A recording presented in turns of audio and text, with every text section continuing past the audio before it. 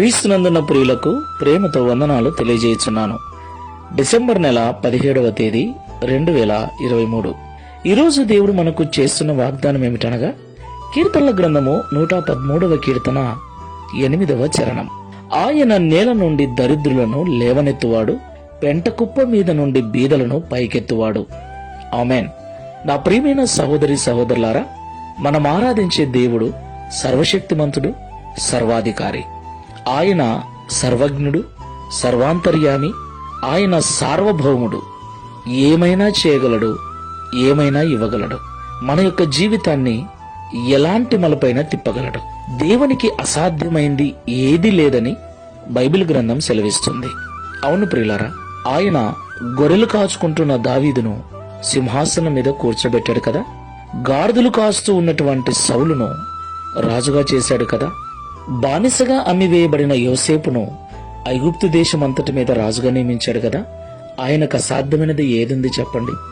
ఆయన నేల నుండి దరిద్రులను లేవనెత్తువాడు, పెంట కుప్ప మీద నుండి బీదలను పైకెత్తువాడు. దేవునికి మహిమ కలుగునుగాక. ఈ మాటలు వింటున్న ప్రియ సహోదరి సహోదరుడా, నీ స్థితి ప్రస్తుతం ఏమయ్యింది? ఇరుకులో నివాసం చేస్తూ ఉన్నావా? చాలని జీతంతో బ్రతుకుతూ ఉన్నావా? కుటుంబ పోషణ కష్టమైందా? చాలా ఇబ్బందులను అనుభవిస్తూ ఉన్నావా? అనారోగ్య పరిస్థితుల గుండా వెళుతున్నావా? శ్రమల గుండా, అవమానముల గుండా, నిందల గుండా వెళ్తున్నావా? ప్రస్తుతం నీ స్థితి ఏమయ్యున్నా దానిని మార్చగల సమర్థుడు నేను ప్రకటిస్తున్న దేవుడు. కాబట్టి దేవుని సన్నిధిలో విశ్వాసముతో ప్రార్థించు. ఆయన నీ స్థితిగతులను మారుస్తాడు. ప్రార్థన చేసుకుందాం. సకల ఆశీర్వాదములకు కారణభూతుడైన యేసయ్య, పరిశుద్ధమైన మీ నామమునకు స్తోత్రాలు చెల్లిస్తున్నాం. నేల నుండి దరిద్రులను లేవనెత్తువాడవని, పెంట కుప్ప మీద నుండి బీదలను పైకెత్తువాడవని ఈ ఉదయకాల సమయంలో మాతో మాట్లాడినందుకు స్తోత్రాలు. అవునయ్యా, పరిశుద్ధ గ్రంథంలో మేము చదివినప్పుడు అనేక మంది భక్తులు అర్హతే లేదు, యోగ్యతే లేదు. అలాంటి ఎంతో మంది భక్తులను నీ శక్తి ద్వారా, నీ కృప ద్వారా ఉన్నత స్థితిలో నిలబెట్టి మీ నామమును మహిమపరుచుకున్నారు, గొప్ప చేసుకున్నారు.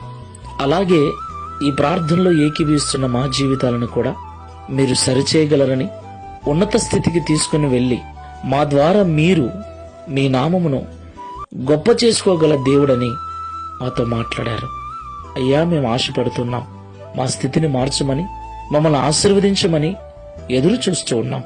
సహాయము చేయండి. నిశ్చయముగా మా దరిద్రతను తొలగించండి. మా శ్రమలను తొలగించి, బాధలను తొలగించి ఉన్నతమైన స్థితికి తీసుకుని వెళ్ళండి. నీ మహిమ కొరకు మమ్మల్ని వాడుకోనండి తండ్రి.